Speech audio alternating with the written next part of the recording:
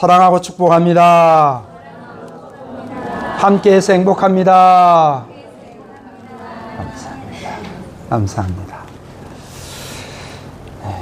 오늘 주신 본문의 말씀을 가지고 잊지 말고 놓치지 맙시다 라는 제목으로 함께 은혜를 나누려고 합니다. 우리 교회에 연세가 굉장히 많으신 분들이 많지만 연세가 굉장히 많아 보이는 어르신 한 분이 요즘같이 뜨거운 날씨에 공원 벤치에 앉아 있었습니다. 근데 이 어르신의 표정이 상당히 뭔가를 걱정하고 고민하는 그런 표정입니다. 그 옆을 지나가던 한 중년 여성이 다가와서 어르신에게 이렇게 묻습니다. 어르신, 어디 몸이 불편하십니까? 무슨 걱정이 있으십니까? 이렇게 이제 질문을 합니다. 그랬더니 어르신의 대답이 아니라고. 몸도 불편하지 않고 걱정하는 게 없다고. 그러면서 하시는 말씀이 아마 이 나이에 나만큼 행복한 사람이 찾아보기 힘들걸요? 이렇게 이야기를 하더라는 거예요. 그 이유를 이렇게 말씀을 하시더라고요. 당신이 최근에 한참 어린 아름다운 여성과 재혼을 했다는 겁니다. 그리고 당신이 살고 있는 집에는 엄청 큰 대저택인데 방이 10개가 넘는다는 거예요. 그러면서 당신이 죽을 때까지 써도 다 못 쓸 만큼의 충분한 재산도 집에 있다는 겁니다.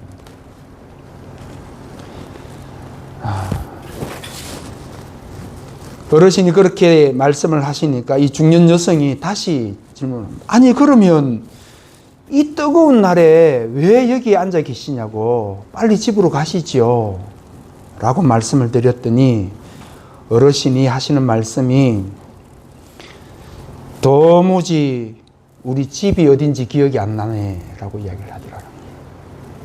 집에 가고 싶은데 집이 어딘지를 모르겠다는 거예요. 여러분, 많은 것을 생각하게 해주는 이야기 아닙니까?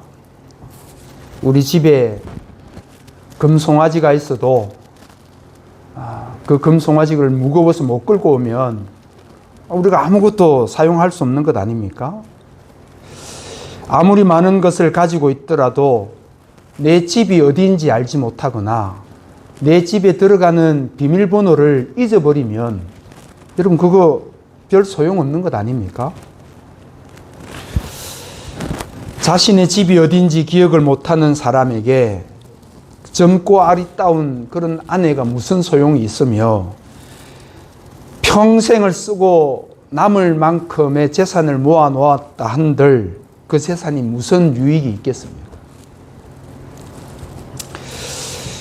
여러분, 그런 것처럼 우리 그리스도인들이 우리가 누리는 기쁨, 하루하루 우리가 누리는 그 평안, 그런 것들, 감사한 일들의 근원이 무엇인지 잊어버리면 우리 인생은 한없이 불행한 인생으로 끝나고 말 것입니다.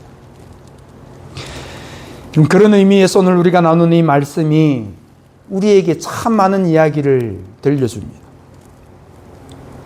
오늘 우리가 함께 묵상하는 이 본문의 말씀은 우리 그리스도인들이 평상시에 어떤 삶의 자세로, 어떤 믿음의 자세를 가지고 살아야 하는지를 잘 알려주는 말씀입니다. 여러분, 조금 전에 함께 읽은 1절 말씀을 보시면 남유다, 이스라엘이 남쪽과 북쪽으로 나뉘어지고 난 이후에 남쪽의 나라, 유다라는 나라의 첫 번째 왕인 이 르호보암 왕의 이야기를 들려주고 있습니다. 르호보암 왕이 처음 왕으로 등극한 이후에 이 유다 나라가 상당히 견고해졌다는 겁니다. 세력이 강해졌다는 것입니다. 부강한 나라가 되었다는 것이죠. 쉽게 말해서 유다 나라가 형통한 나라가 되어져 가더라는 것입니다.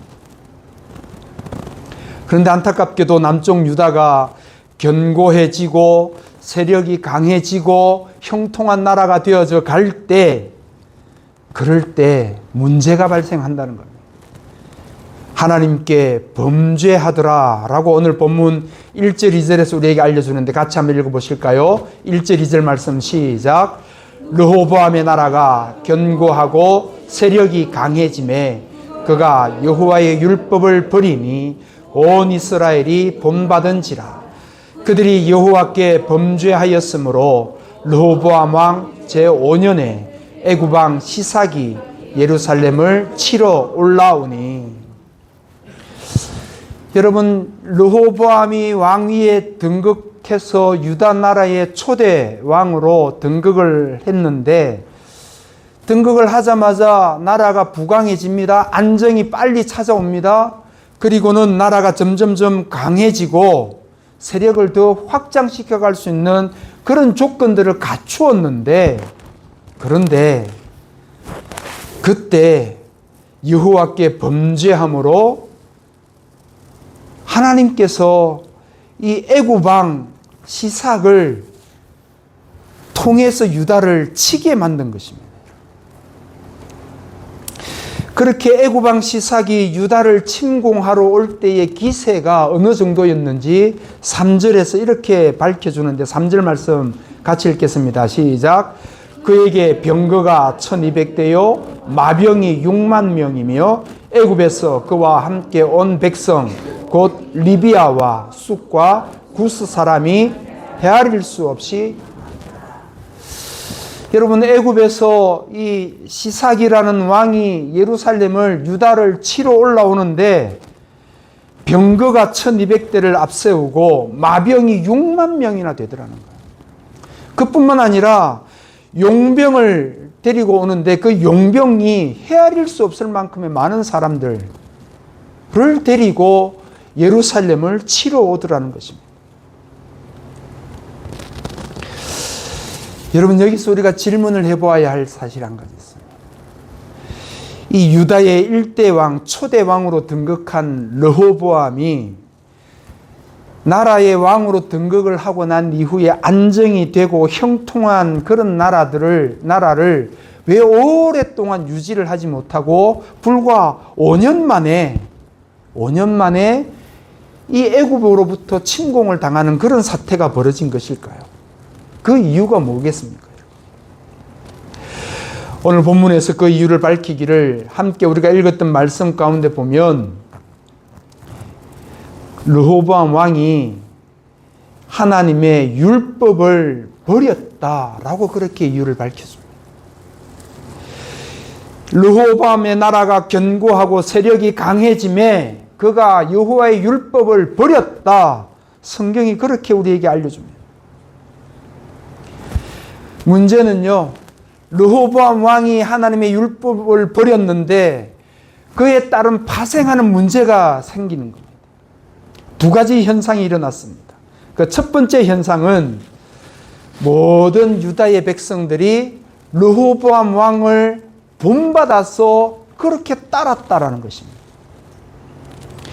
두 번째 현상은 르호보암 왕이 하나님의 율법을 버리게 되니까, 하나님의 말씀을 떠나고 따르지 아니하게 되니까 하나님께서도 유다를 버려버리는 거예요. 그래서 애굽 왕 시삭을 통해서 유다를 침공하러 보내는 것 아닙니까? 그 사실을 조금 전에 우리가 읽었던 1절, 2절 말씀에서 확인할 수 있는 것 아닙니까? 여러분, 한 공동체의 리더가 어떤 가치관을 가지고 어떤 삶을 살아가느냐, 굉장히 중요한 사실 아닙니까? 그게 왜 중요합니까, 여러분? 왜냐하면 그 공동체의 모든 사람들이 리더를 닮아가기 때문에 그렇습니다. 리더를 따라가기 때문에 그렇습니다. 공동체의 모든 지체들은 리더의 수준을 넘어설 수가 없는 것입니다. 르호보암이 왕의 자리에 앉아서 하나님의 말씀을 버리게 되는 것을 백성들이 보고는 그대로 따라했다는 것 아닙니까? 그게 하나님이 유다를 징벌하는, 채찍질하는 첫 번째 이유가 된 것입니다. 여러분, 리더가 중요하다는 사실은 우리가 너무나 다 잘 알고 있는데, 한 가지 예를 들어보면, 우리나라 삼성그룹의 고 이건희 회장의 일화입니다. 이 이건희 회장이 아주 건강하게 이렇게 기업을 일구어 갈 때 있었던 이야기인데요. 삼성그룹의 어떤 계열사의 현장 소장에게 이 이건희 회장이 직접 전화를 하는 그 전화 목소리를 들은 적이 있어요. 그 현장에서 생산해내는 삼성의 이름을 달고 생산해내는 그 제품이 불량률이 너무나 높은 거예요. 그래서 이 이건희 회장이 늘 그걸로 고민을 하다가 일본에 가서 자기가 보고 배운 것을 가지고 현장에다 접목을 시키기 위해서 지시를 내렸어요. 지금까지 해오던 방식 다 버려버리고 당신이 보고 배운 것을 가르쳐주는 방식으로 따라서 하라고 모든 라인을 다 바꾸라고 지시를 내린 거예요.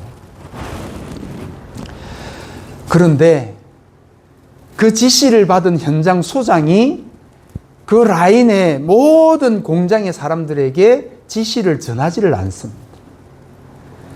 그러니까 이 이건희 회장 입장에서는 당신이 지시를 했는데 그러면 이제 얼마 있다가 그 생산 라인에서 나오는 제품들이 불량률이 떨어져야 되는데 불량률이 똑같이 나오더라는 거예요. 그 사실을 알고 이제 직접 전화를 한 겁니다.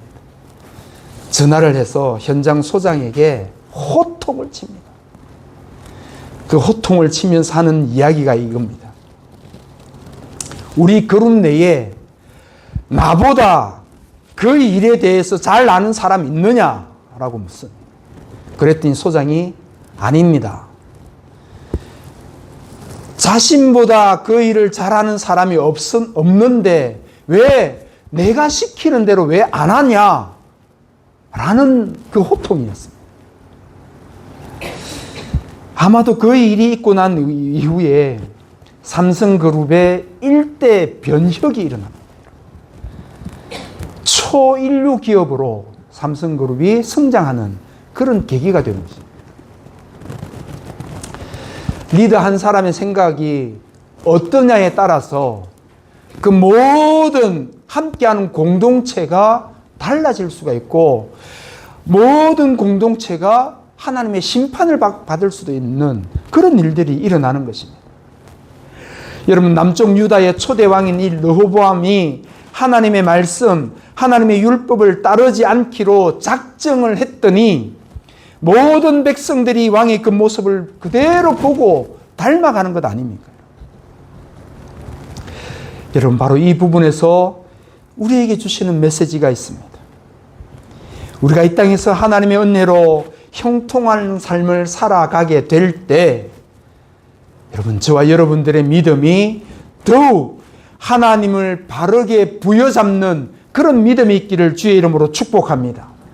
특별히 우리의 다음 세대들이, 우리의 자녀손들이 이 땅을 살아가는 그 삶의 현장 속에서 하나님의 은혜를 받아 누려서 성공하는 기쁨을 맛보고 형통한 삶을 맛볼 때 그때 더욱 하나님께 나아가고 하나님을 의지하는 그런 믿음이 우리 모든 자녀손들에게 있어지기를 주의 이름으로 축복합니다.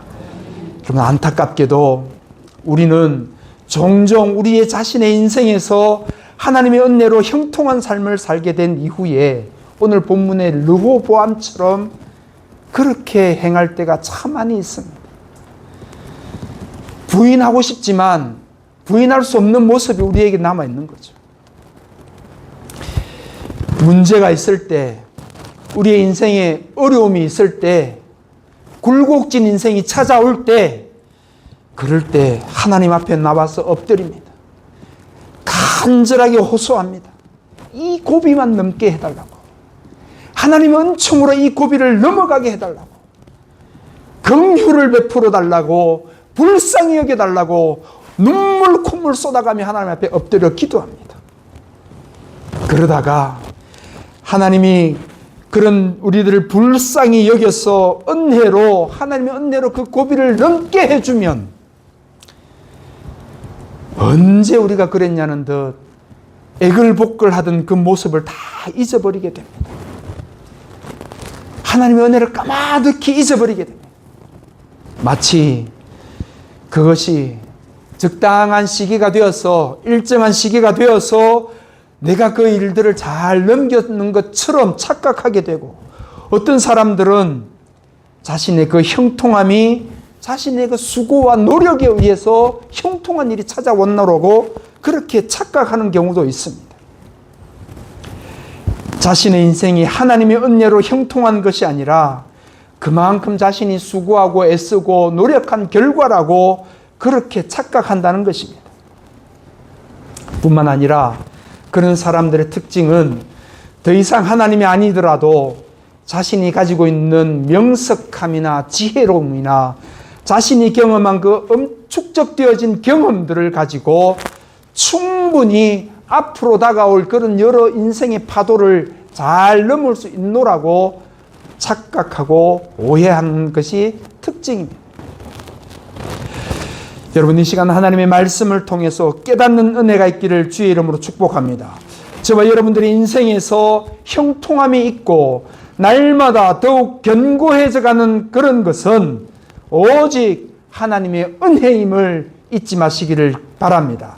그래서 우리의 삶이 더욱 견고해져 가고 형통해져 갈수록 하나님을 더욱 기억하고 더욱 하나님을 의지하는 그런 믿음으로 충만하게 채워지기를 주의 이름으로 간절히 축복합니다.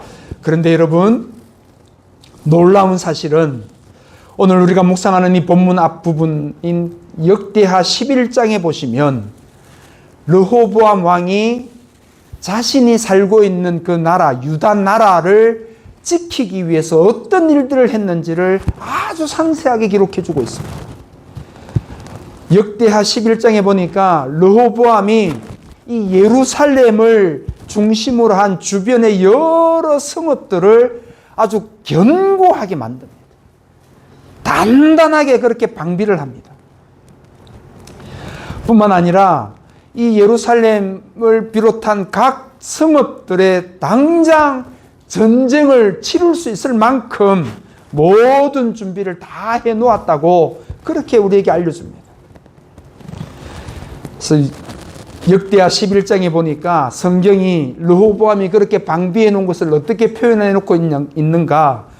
매우 강하게 하였더라.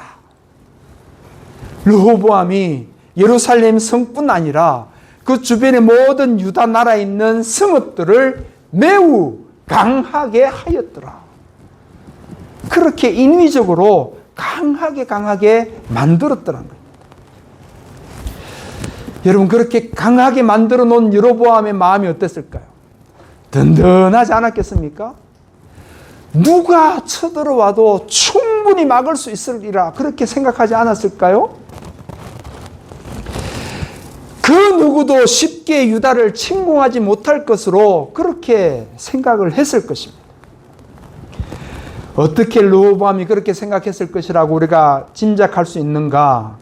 우리가 조금 전에 함께 읽었던 말씀 1절 2절 말씀에 보면 충분히 짐작할 수가 있습니다. 르호보암이 나라가 견고해져 가고 세력이 강해져 갈 때 하나님을 떠나게 됐다. 이제 하나님이 아니어도 우리 스스로 충분히 든든한 성벽을 만들었기 때문에 그 누구라도 막아낼 자신이 있다. 여러분, 그런 생각을 했다는 겁니다.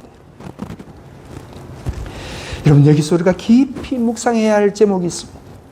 그것은 바로 이 세상에 그 어떤 견고한 성이라 할지라도 하나님 앞에서는 지푸라기보다 못하다는 사실을 믿으시기를 바랍니다. 여러분, 우리가 잘 알고 계신 것처럼 여리고 성이 어떤 성이었습니까? 그 누구도 침공할 수 없을 만큼의 난공불락의 성이었습니다. 성벽이 어마어마하게 두꺼운 성벽이요, 무려 두 겹으로 그렇게 쌓여져 있는 성벽이었습니다. 아무도 그 여리고 성을 무너뜨리라고는 상상도 못했습니다. 그러나 하나님의 말씀대로 따랐더니 피 한 방울 쏟지 않고 그 모든 여리고 성이 무너져 내린 것입니다. 여러분, 오늘 본문 5절 말씀해 보시면 그토록 견고하게 쌓았던 이 르호보암이 쌓았던 여리고 성과 예루살렘 성과 모든 성읍들의 견고함들이 한 번에 무너져 버리는 것을 발견할 수가 있습니다. 5절 말씀 한번 같이 읽어보시겠습니다. 그때에 유다 방백들이 시삭의 일로 예루살렘에 모였는지라 선지자 스마야가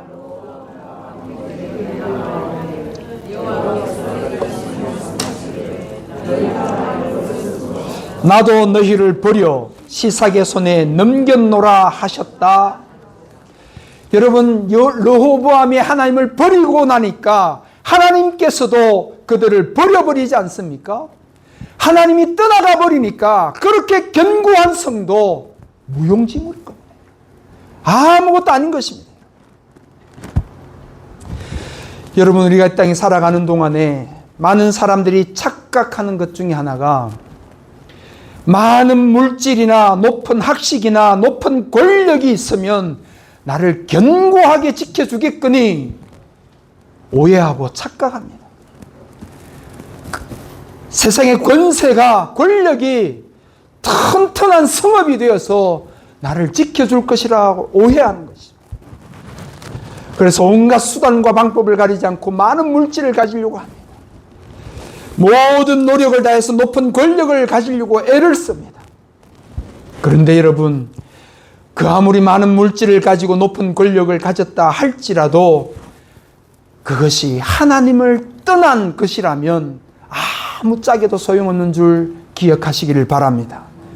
그래서 여러분, 우리의 자녀손들이 높은 명성을 가지기를 바라기보다, 높은 권력의 위치에 올라가기보다 어디에 있든지 하나님을 붙들고 살아가는 인생 되도록 그렇게 기도해 주시기를 바랍니다.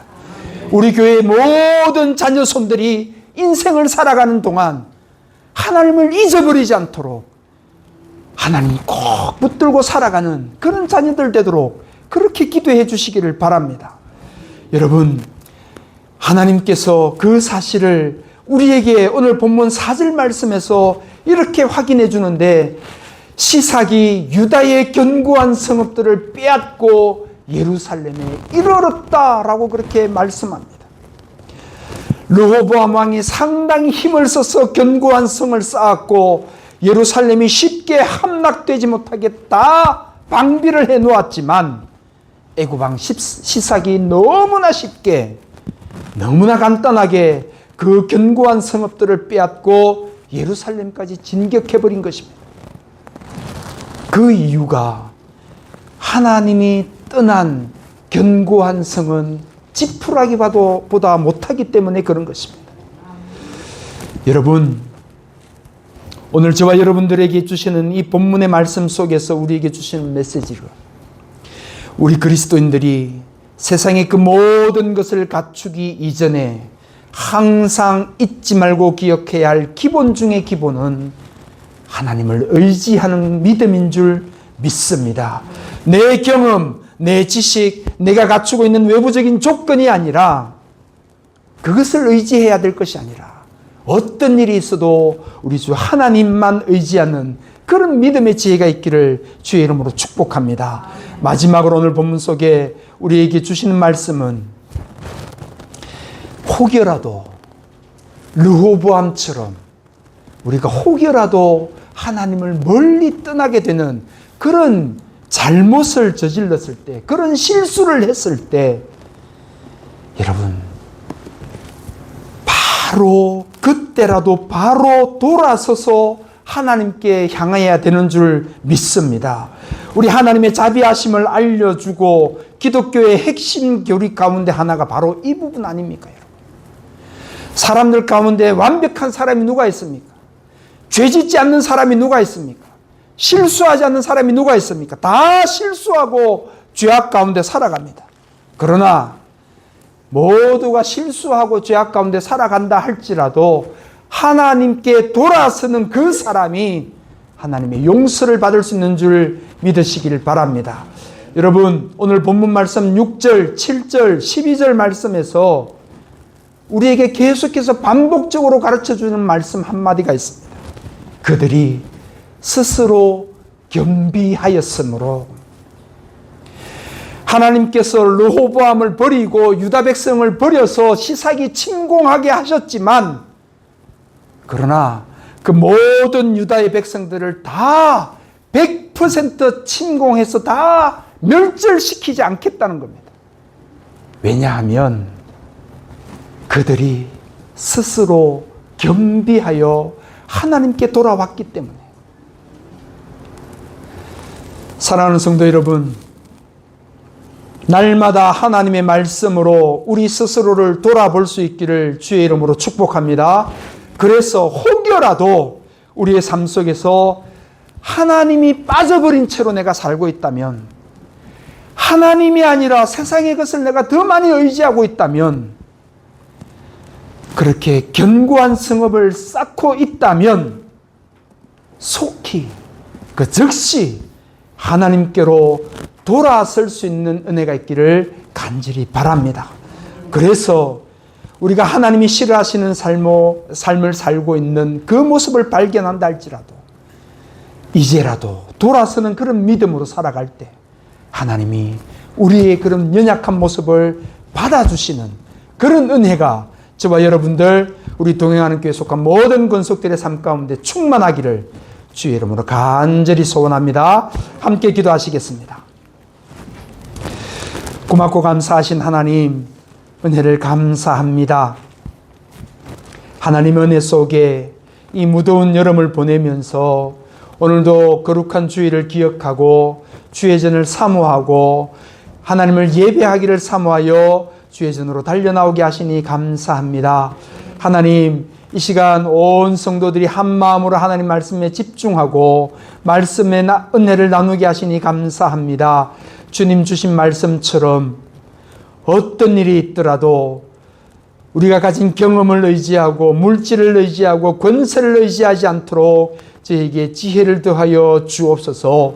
하나님 아버지, 우리의 경험이 아니라, 우리의 물질이 아니라, 우리의 지식이 아니라 온전히 여호와 하나님만 의지하는 그런 믿음 되게 도와 주옵소서.